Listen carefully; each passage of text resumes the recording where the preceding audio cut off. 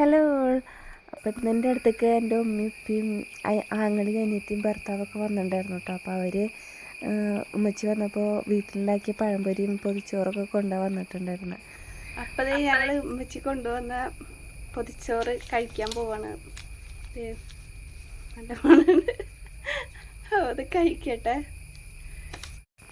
അനിയത്തി പ്രഗ്നൻ്റ് ആണ്, അപ്പോൾ അവൾക്ക് ഓരോ പുതിയ തോന്നിയിട്ട് അങ്ങനെ ഉണ്ടാക്കിയതാണ് കേട്ടോ പൊതിച്ചോറ്.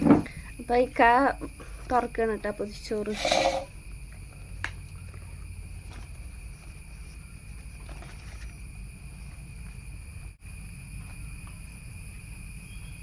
മുട്ട പൊരിച്ചുണ്ട്,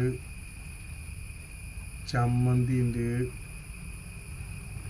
കായുണ്ട്, അച്ചാറുണ്ട്, പപ്പടം ഉണ്ട്,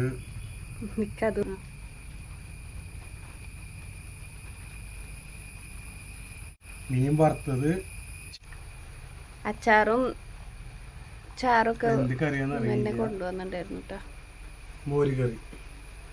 മോരുകറി അല്ല, പരിപ്പും തക്കാളി.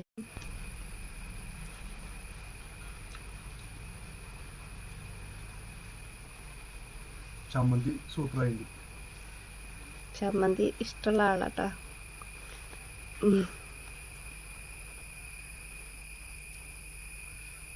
അയില വറുത്തത്. അപ്പം ഞാൻ കഴിക്കട്ടെ എൻ്റെ പൊതിച്ചോറ്.